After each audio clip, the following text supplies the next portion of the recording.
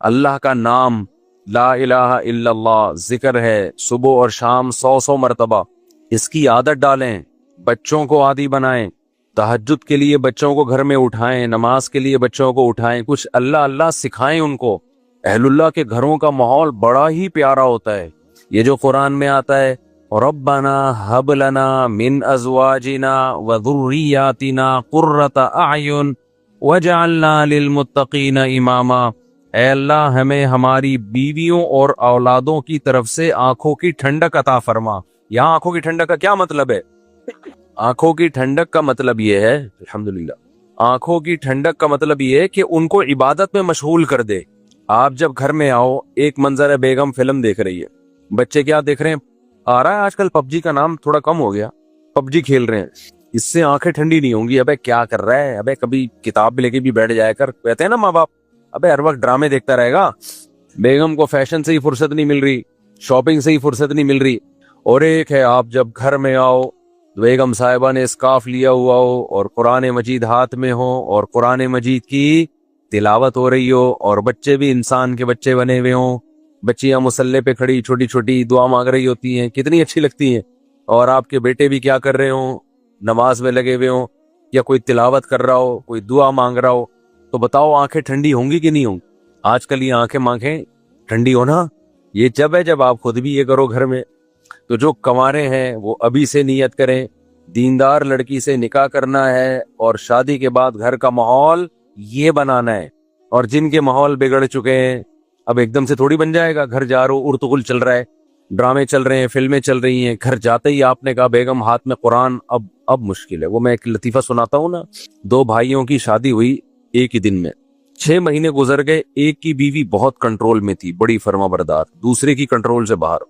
اس نے اس سے پوچھا ابے تو نے کیسے کنٹرول کیا ہوا ہے؟ اس نے کہا ہم تو شروع میں ہی آئے تھے ایسے چنگیز خان بن کے آئے تھے, گلاس سامنے آیا, اٹھا کے لات ہماری توڑ دیا اس پہ, کدھر سامنے رکھا, اسٹائل ہی یہی تھا.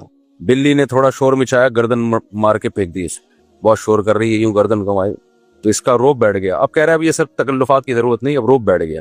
اس نے کہا چلو یار ہم بھی کرتے ہیں یار.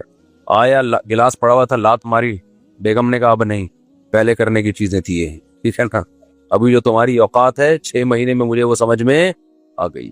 تو اب جا کے آپ بہت اچھی نصیحتیں شروع کر دو گے, بیگم آنکھوں کی ٹھنڈک اس میں ہے, تم قرآن لے کے بیٹھا کرو, اور بچے ہمارے دعائیں مانگا کریں, گھر میں یہ ٹی وی ڈرامے بند ہو جائیں. تو بیگم کہے گی لگ رہا ہے ابھی تازہ تازہ کوئی بیان سن کے آیا ہے, ہمیں پتہ ہے تو کتنے پانی میں. تو ایک دم سے نہیں ہو جاتا, لیکن یہ کرنا پڑے گا آپ کو, ورنہ نسلیں تباہ ہوں گی, بڑھاپا برباد ہوگا, آپ کا اپنا بڑھاپا برباد ہوگا. بچوں کو جس صنف میں لگایا ہوا ہے نا, اس سے بچے بڑھاپے میں بھی آپ کے نہیں ہیں. ان کو ابا ٹینشن, ابے ڈرامہ دیکھ رہا ابا کھانس رہے ہیں تو اس کو تو غصہ نہیں آئے گا یار یہ کیا مسئلہ ہے, انگریز نے اولڈ ہاؤس بنائے ہوئے ہیں یار, بہترین کام کیا ہوا ہے, ابا ہمیں جراثیم پھیلا رہے ہیں ہمارے گھر میں, تو یہ سوچ ہوگی اس کی. کیونکہ یہ فلمیں ڈرامے ڈپریشن بڑھاتے ہیں. ہمیں وہ کام کرنے جو برداشت بڑھائے ہمارے اندر, اس سے سکون ملے گا. سکون اس سے دیکھو, بعض نفسیاتی ڈاکٹر بولتے ہیں کہ غصہ برداشت نہیں کرنا چاہیے, اس سے ٹینشن ہوتی ہے, صحت خراب ہوتی ہے. جب انسان غصہ جاری کر دیتا ہے تو کیا ہو جاتا ہے, ریلیکس. شریعت اس کی اپوزٹ لے کے جاتی ہے آپ کو. اسلام کہتا ہے غصہ برداشت کرو, اہل جنت کی صفات غصہ جاری کرنا ہے, برداشت کرنا ہے, برداشت کرنا ہے. اب سوال پیدا ہو, اسلام وہ کام کیسے کہہ سکتا ہے جس سے صحت خراب ہو رہی ہے آپ کی؟ غصے کی کڑوے گھونٹ پیتے ہو, برداشت کرتا ہے نا آدمی, ڈپریشن میں آتا ہے, ٹینشن میں آتا ہے, جاری کر دو. تو ٹینشن کیا ہے, غصہ آیا وہ پڑاخ سے ایک اگلے کو لگا دیا, وہ ٹینشن پارسل ہو گئی, وہاں پہ آپ سکون میں آ گئے. بھائی یہ بھی ٹینشن ختم کرنے کا عارضی طریقہ ہے. جو لوگ غصہ جاری کرتے ہیں, آہستہ آہستہ غصہ برداشت کرنے کی طاقت ختم, ان کو پھر غصہ بھی بار بار آتا ہے. یہ بھی نشہ ہے. شریعت نے کہا برداشت کر لو, یہ جو نقصان ہے تھوڑا ہے, جب بار بار برداشت کرو گے تو برداشت کرنے کی پاور بڑھ جائے گی, پھر برداشت کرنے میں وہ ٹینشن نہیں ہوگی جو ابھی ہو رہی ہے, پھر غصہ آنا ختم ہو جائے گا, کم ہو جائے گا غصہ آنا, دیر پا نتائج اچھے نکلیں گے. اور پھر جو غصہ آ کے جو اگلے کو لگا دیا آپ نے غصے میں ٹینشن ختم کرنے کے لیے, تو وہ بھی تو پارسل کرے گا اپنی ٹینشن. کیا خیال ہے, اس کے بھی تو سائیڈ افیکٹ ہے نا بہت زیادہ, وہ ٹینشن آپ کو پارسل کرے گا. پارسل کا خاص انتظام ہے ہمارے یہاں, ہر ہوٹل میں پارسل کا انتظام ہے, وہ تھوڑی سکون سے بیٹھے گا. تو عبادت کا ماحول بنائے گھروں کے اندر, عبادت کی عادت ڈالے گھروں کے اندر. اب ایک نسخہ بتاتا ہوں آپ کو, جن کی نہیں ہوئی ان کو تو میں نے بتا دیا کہ بھائی دیندار لڑکی سے شادی کرو جو پہلے ہی نماز روزے کی عادی ہو, اس سے نکاح کرو. اور پھر خود بھی اسی جیسے بن جاؤ. اور یہ چھوڑ دو یہ مستیاں وستیاں سینما گھروں کی اور ڈراموں کی. ان مستیوں میں سوائے میں نے بتایا نا گھر میں بے برکتی کے نحوست کے کچھ بھی نہیں آئے گا. اس کے سائیڈ ایفیکٹ بہت زیادہ ہیں.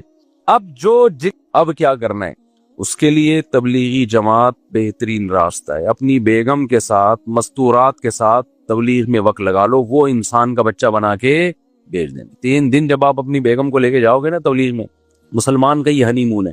یہ کیا ہے مسلمان کا ہنی مون؟ یہ والا جو ہنی مون ہے نا جو سوئٹزرلینڈ جا رہے ہیں, بٹ خرچہ بھی ٹھیک ٹھاک ہے, بیگم بگڑنے کا بھی بڑا خطرہ ہوتا ہے. میں نہیں کہہ رہا بگڑتی ہیں, بگڑنے کا خطرہ بہت ہوتا ہے. جب وہ وہاں جا کے دیکھیں گی نا انگریز عورتیں لائف کو کیسے انجوائے کر رہی ہیں, کپڑے وپڑے کی کوئی پابندی ہے ہی نہیں. شادی غفار سے ہوئی تھی, اچھا وسیم لگا تو وسیم کے پاس چلی گئیں. تو جب یہ کلچر دیکھتی ہے تو مرد بھی بگڑتا ہے اور عورت بھی بگڑنے کا, سارے نہیں بگڑتے, خطرہ عورت ہے بگڑنے کا. مرد بھی کہے گا یار انگریز کو وہ والی اچھی لگی تو ادھر کو نکل لیا, وہ والی اچھی لگی ادھر کو نکل لیا, ہم اسی کو لے کے گھوم رہے ہیں. یار یہ کیا مذاق ہے؟ سارے نہیں بگڑتے, کچھ بگڑنے کے خطرے ہوتے ہیں. تو گھر میں جب آپ ماحول بناؤ گے تو مسلمان کا سوئٹزرلینڈ کیا ہے, سوری مسلمان کا ہنی مون کیا ہے, عمرے پہ لے جاؤ بیگم کو, تبلیغ میں لے جاؤ بیگم کو. آپ دیکھو کیسا اچھا ماحول بنے گا گھر کا. میں نے تبلیغ والوں کے گھروں کا ماحول دیکھا ہے, جو تبلیغ کے بڑے لوگ ہیں, بزرگ لوگ ہیں. کبھی گئے نا جیسے بے تکلفی ہے کسی تبلیغ کے بڑے بزرگ سے, تو ان کی ذرہ نوازی گھر میں لے گئے, ان کے گھروں کا ماحول دیکھا, ماشاءاللہ بھائی جنت ہے. مستورات, نمازوں کی پابندی, ذکر اذکار کی پابندی, سسر کا ادب. آج کل تو بدتمیز بنایا جا رہا ہے بہوؤں کو. اس طرح کے ڈائلاگ, یہ ساس کی خدمت واجب نہیں, سسر کی خدمت واجب نہیں, کوئی رشتہ ہی نہیں ہے ساس سسر کا. رشتہ نہیں ہے تو مجھے بتاؤ داماد کے لیے ساس سے نکاح حرام کیوں ہے؟ حرام تو ماں سے نکاح ہوتا ہے نا, داماد ساس سے نکاح نہیں کر سکتا. تو رشتہ ہے تو اللہ نے کہہ دیا نا کہ ماں بن گئی ہے, تو بہو کے لیے بھی ساس ماں کی قائم مقام ہے. میں نہیں کہہ رہا بالکل ماں جیسی ہے, لیکن جب گھروں میں دین آئے گا, تمیز آئے گی, تو پھر بہویں یہ مسئلہ نہیں پوچھیں گی کہ ساس کی خدمت واجب ہے یا نہیں ہے. بہو کیا کہے گی, بھائی بڑوں کی خدمت سے کیا ملتا ہے؟ خدا ملتا ہے. تبلیغ میں تو یہی سکھایا جاتا ہے, خدمت سے کیا ملتا ہے؟ خدا ملتا ہے. بھائی میرے شوہر کی ماں ہے تو میرے لیے تو شوہر جنت, تو جو شوہر کی جنت ہے وہ میری بھی کیا ہے؟ جنت ہے. غیرت مند آدمی اپنی خدمت سے اتنا خوش نہیں ہوتا جتنا اپنی ماں کی خدمت سے خوش ہوتا ہے. اگر غیرت ہے اس میں, کہتا بیگم مجھے بھول جاؤ, میری ماں کی خدمت کرو, اسی سے دل جیتو. تو میں نے تبلیغ والوں کے گھروں کا ماحول بھی دیکھا ہے الحمدللہ, اور میں نے لبرل لوگوں کے گھروں کا ماحول بھی دیکھا ہے. لبرل لوگوں کے گھروں کے ماحول میں کیا ہے, ابا ادھر بیٹھ کے کھانا کھا رہا ہے, بچہ برگر کھانے جا رہا ہے دوستوں کے ساتھ, بیگم صاحبہ اپنے الگ روم میں, بچے بھی ایک آدھی ہوتے ہیں, اور بیٹی صاحبہ وہ اپنا لیپ ٹاپ لے کے کمرے میں بیٹھی ہوئی, میں بزی ہوں مجھے کوئی ڈسٹرب نہ کرے. تبلیغ والوں کے گھروں کا ماحول بھی دیکھا. ایک تو نسل زیادہ ہوتی ہے, بہویں بھی ہیں, داماد بھی ہیں, بیٹے بھی ہیں, بیٹیاں بھی ہیں, گھر بھرا ہوا ہے. سمجھتے ہو, ایک بڑے بزرگ کے ہاں جانا ہوا, انہوں نے کہا کہ اللہ نے ہمیں بہو اتنی اچھی دے دی